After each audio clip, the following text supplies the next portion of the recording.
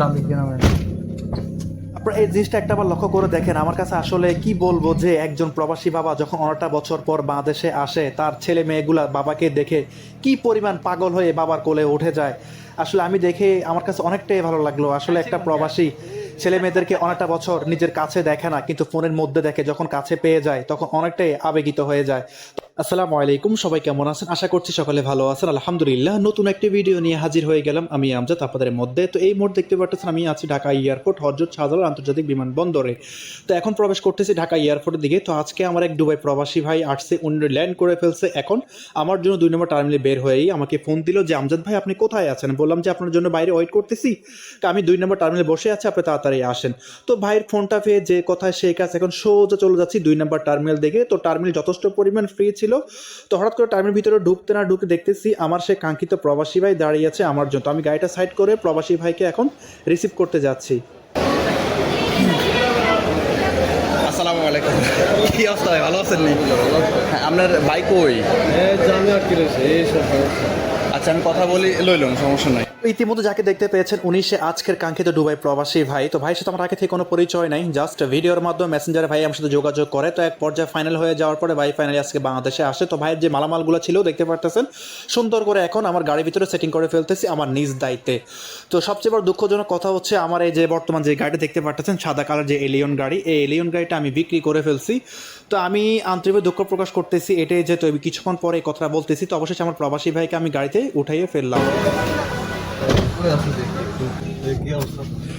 আলহামদুলিল্লাহ ভাই, আপনার কি অবস্থা? আচ্ছা আলহামদুলিল্লাহ। রাস্তা পানি গেছে? না ভাই, এখনো কিছু হই নাই। ওই জানলে যখন ফোন দিচ্ছেন না, তখন আমি ঘুমোতে উঠছি, উঠি ফ্রেশ হইলাম, বাজার প্যান্ট শার্ট হিন্দি বসে রয়েছি। আমি ওর সাথে কথা বলে ওনার রিসিভ করতেছি দাঁড়ান। তো এক পর্যায়ে এখন ভাইকে রিসিভ করে এয়ারপোর্ট থেকে বের হয়ে যাচ্ছি। তো ভাই এখন ওনার ছোট ভাইকে ফোন দিচ্ছে, কারণ ওনার ছোট ভাই গ্রাম থেকে আসছে ওনাকে রিসিভ করার জন্য, কিন্তু উনি এখন অলরেডি জ্যামের মধ্যে ফেসে গেছে, কিন্তু উনি আরও একটু আগে রওনা দেওয়ার দরকার ছিল। তো এখন কি আর করবো, ভাইয়ের ছোট ভাইয়ের জন্য তো ওয়েট করতে হবে, ওনাকে নিয়ে তো যেতেই হবে। আলহামদুলিল্লাহ, তো ইতিমধ্যে আমার সেই কাঙ্ক্ষিত দুবাই প্রবাসী ভাইকে রিসিভ করে ফেললাম। তো এখন রিসিভ করে এখন এয়ারপোর্ট থেকে বের হয়ে গেছি, তো রওনা হয়ে গেছি ভাই গ্রামের বাড়ির উদ্দেশ্যে। তো আমার সেই কাঙ্ক্ষিত দুবাই প্রবাসী ভাইয়ের গ্রামের বাড়ি হচ্ছে চাঁদপুর হাজীগঞ্জ। তো ভিডিওটার সাথে থাকবেন, সম্পূর্ণ দেখবেন, যাতে প্রবাসী ভাইকে আল্লাহর রহমতে সহি সালামতে তার গন্তব্যে পৌঁছায় দিতে পারি।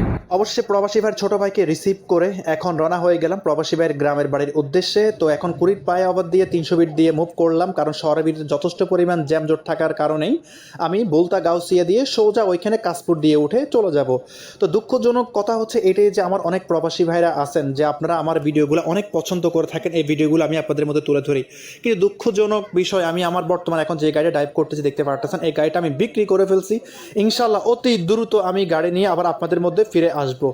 তো আপনারা কেউ হতাশ হবেন না, অনেকে আমাকে মেসেজ করতেছেন, মেসেজ করে আমাকে খুঁজে পাচ্ছেন না। ইনশাল্লাহ অতি দ্রুত আমি গাড়ি কিনে আপনাদের মধ্যে ফিরে এসে আমি ভিডিও দিব যে ইনশাল্লাহ আপনারা আমার সাথে যোগাযোগ করতে পারেন। কিন্তু আমি এখন হতাশ হয়ে যাচ্ছি, অনেক প্রবাসী ভাইরা আপনারা আমাকে খুঁজে সহজে পাচ্ছেন না, আর আমিও সহজে মেসেজ রিপ্লাই দিতে আমার একটু কষ্ট হয়ে যাচ্ছে। তো যাই হোক, আলহামদুলিল্লাহ, অবশ্যই ঢাকা চট্টগ্রাম মহাসড়ক পার হয়ে গরিপুর দিয়ে মানে হাজীগঞ্জের দিকে যে রাস্তাটা গেছে ওই রাস্তা দিকে আমি এখন মুভ করলাম। রাস্তা যথেষ্ট পরিমাণ ফ্রি, আর এদিক দিয়ে আমার যাত্রীরা খুব রিল্যাক্স মোডে। অবশেষে প্রবাসী ভাইয়ের গ্রামের এলাকার দিকে প্রবেশ করে ফেললাম। ওনার বাচ্চারা দেখেন চলে আসছে বাবাকে দেখে। কিনা না ছেলে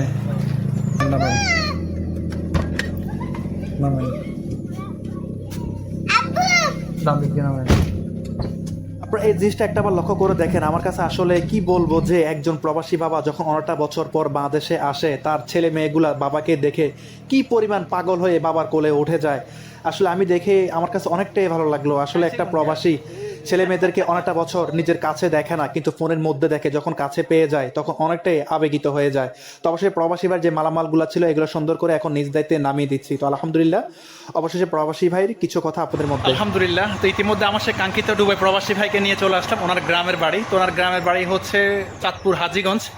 তো যাই হোক ভাই, আপনি তো আসলেন, এ পর্যন্ত আপনার গ্রামের বাড়ি পৌঁছানোর পর্যন্ত কোনো প্রবলেম আপনি ফেস করছেন কিনা আমাদের প্রবাসী ভাইদের উদ্দেশ্যে কিছু বলেন। ঢাকা এয়ারপোর্ট থেকে এই পর্যন্ত আসার পথে কোনো সমস্যা হয়নি ইনশাল্লাহ। তো ভাইয়ের সাথে সবাই যোগাযোগ করুন, প্রবাসে যারা আছেন ইনশাল্লাহ ভাইয়ে সুস্থ মতো বাড়ি পর্যন্ত পৌঁছায় দিতে পারে, কোনো সমস্যা হয় না রোডঘাটে। ইনশাল্লাহ সবাই যোগাযোগ করবেন। তো যাই হোক আলহামদুলিল্লাহ, তো ইতিমধ্যে আমার সেই কাঙ্ক্ষিত দুবাই প্রবাসী ভাই কি বলছি কিন্তু শুনতে পেয়েছেন। তো আজকে ভিডিওটা এই পর্যন্তই। যদি ভালো লাগে অবশ্যই পেজটি ফলো করে দিবেন। আর যারা ইউটিউব থেকে দেখছেন অবশ্যই চ্যানেলটা সাবস্ক্রাইব করে দেবেন, বিশেষ করে ভাই ভিডিওটা অবশ্যই শেয়ার করে দেবেন, অন্যান্য প্রবাসী ভাইদের মধ্যে ছড়িয়ে দেবেন। সকালে ভালো থাকবেন, আসসালামু আলাইকুম।